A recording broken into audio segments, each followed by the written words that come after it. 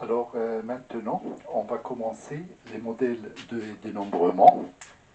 Et le premier modèle qu'on va voir, c'est celui des p-listes. Alors je vais expliquer c'est quoi. Vous avez deux entiers naturels non nuls, n et p. Et vous avez un ensemble non vide fini, un ensemble qui s'appelle E, et donc il est fini, et donc son nombre d'éléments, son cardinal, est égal à n. Alors, c'est quoi une p-liste d'éléments de E? Eh bien, tout simplement, une p-liste d'éléments de E, c'est un élément de l'ensemble E, croix E, croix E, croix E, P fois, c'est-à-dire E à la puissance P. Alors, autrement, une p-liste d'éléments de E, ça peut aussi être concrètement le résultat d'un tirage de P éléments de E, mais avec remise. C'est-à-dire que selon liste, dans cette P-liste, un élément de E peut être répété 2, 3, voire plusieurs fois. D'accord?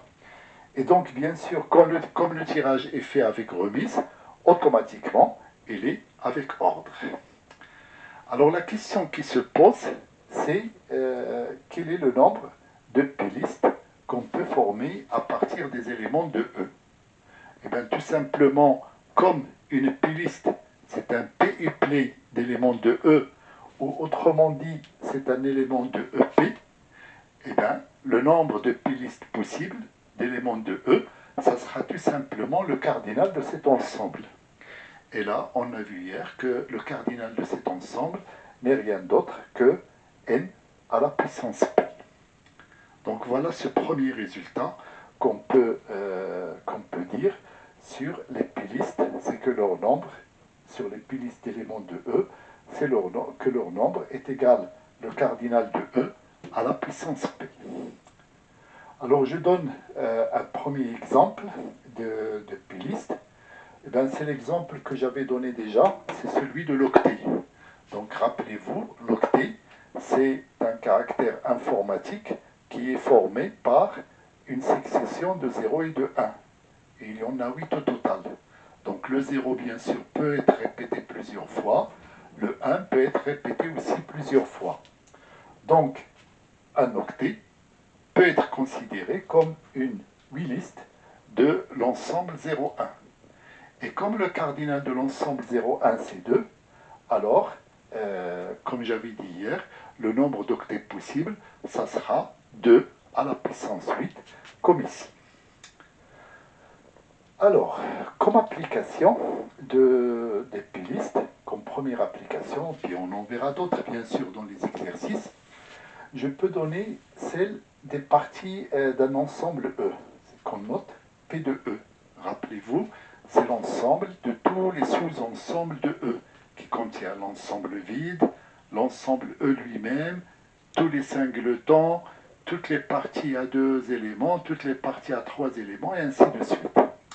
Alors la question qui se pose, que lorsqu'on a un ensemble qui contient n éléments, combien de parties ou bien combien de sous-ensembles je peux former à partir de cet ensemble? Autrement dit, quel est le cardinal de P de E?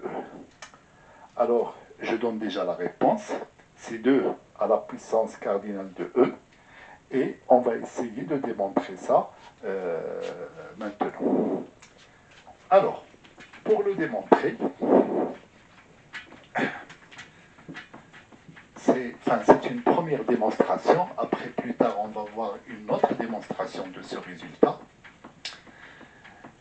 Tout simplement, on va prendre l'ensemble E et on va mettre ces éléments. Le premier élément, le deuxième élément, etc.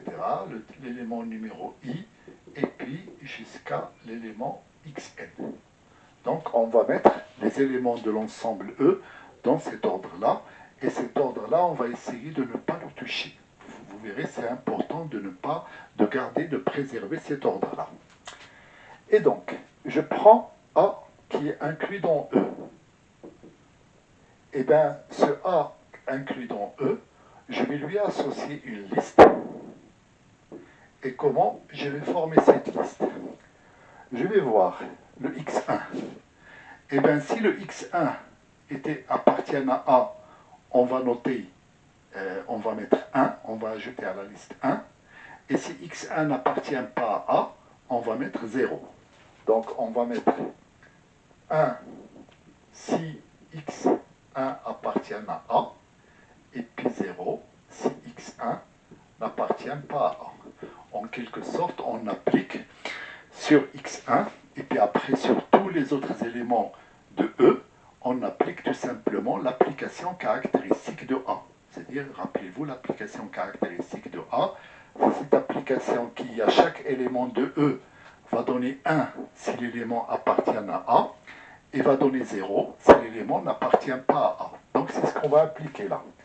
Pour le x2, même chose. Pour le xi, donc on va voir la même chose. Ça va être 1 si xi appartient à A, et puis 0 si xi n'appartient pas à A.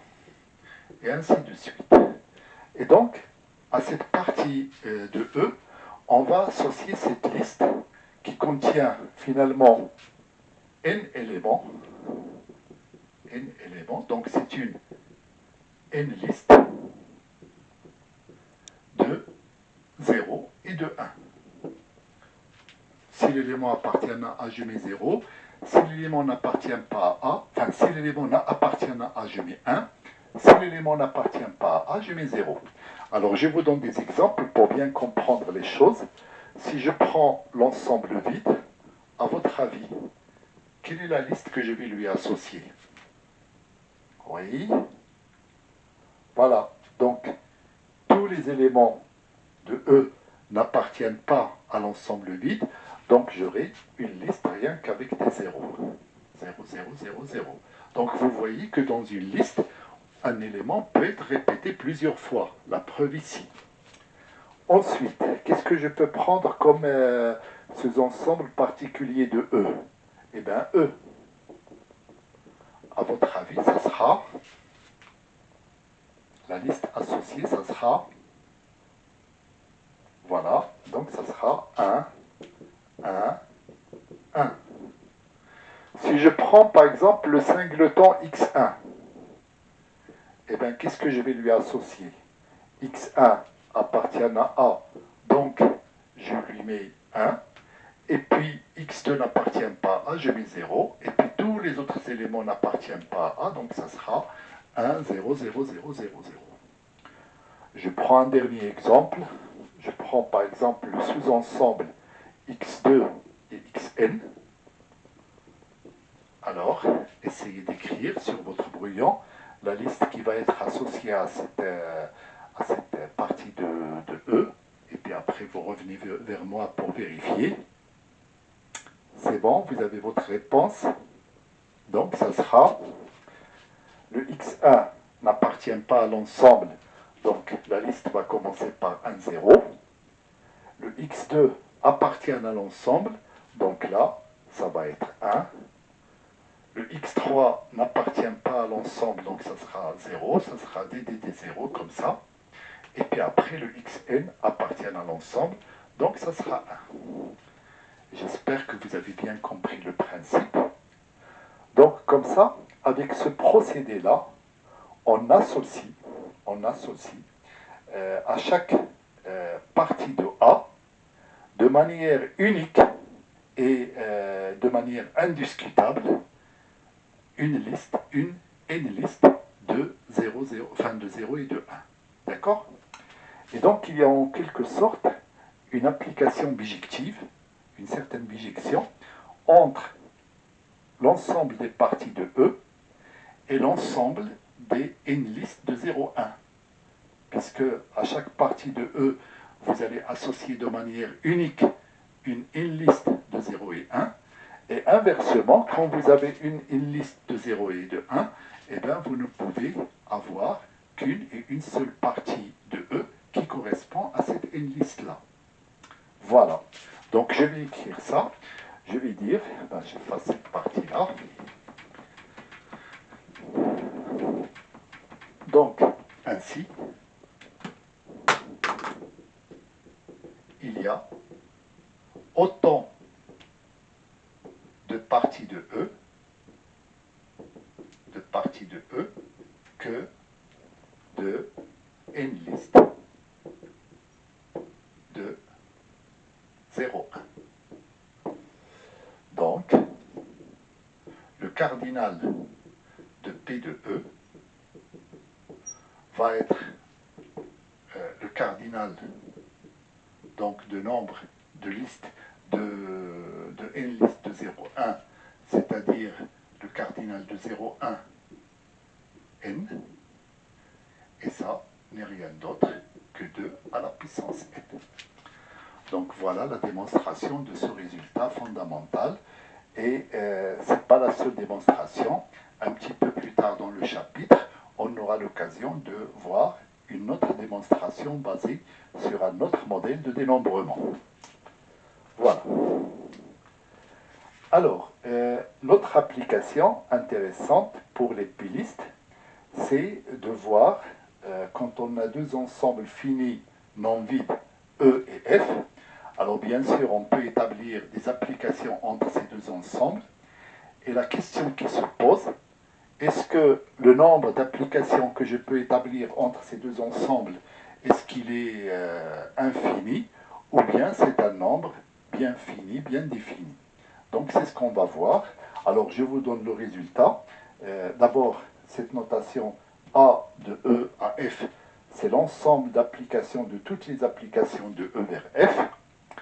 Et le résultat que je vous donne et qu'on va démontrer après, c'est que le cardinal de cet ensemble, c'est un ensemble qui est fini et qui contient un nombre fini d'éléments, et c'est le cardinal de F à la puissance, le cardinal de E. Donc on va démontrer aussi ce résultat. Alors, j'efface ça.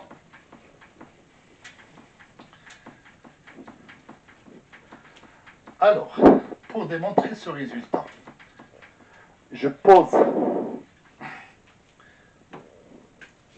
E égale aussi x1, xn.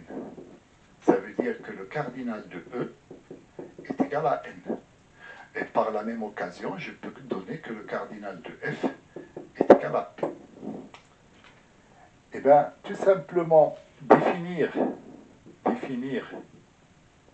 une application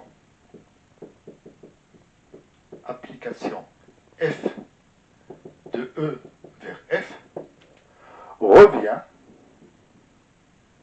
à choisir n éléments de P, n éléments de F, pardon, n éléments de F. Alors la question qui se pose, est-ce que ce choix d'éléments de F va se faire, ou bien ce tirage d'éléments de F va se faire avec ou sans remise, à votre avis? Alors on va réfléchir. Je commence par x1. Je choisis un élément de F. Ça sera son image. Je vais dire que F de x1, ça sera cet élément-là de F. Maintenant, je passe à x2 et je veux chercher l'image de x2. Est-ce que je peux prendre l'élément de F que j'avais déjà pris? Alors, je fais un schéma. Là, vous avez x1. Et là, vous avez l'ensemble E, et là, vous avez l'ensemble F. Et donc là, vous avez les éléments de F. Alors, x1, je décide que son image va être cet élément-là, celui-là. Après, quand je passe à x2, est-ce que je peux choisir cet élément aussi comme image? Évidemment que oui, parce que c'est une application. Je n'ai pas dit qu'elle est injective ou bien qu'elle est surjective, j'ai dit tout simplement que c'est une application. Donc le x2 peut très bien avoir comme image cet élément-là qui est déjà image de quelque chose, peut y avoir cet élément-là comme image et ainsi de suite. Donc c'est pour ça revient à choisir n éléments de f avec remise. Avec remise, ça veut dire qu'un élément de f peut revenir plusieurs fois comme étant un élément de E. Voilà. Et donc, avec ça, je peux dire qu'une application une application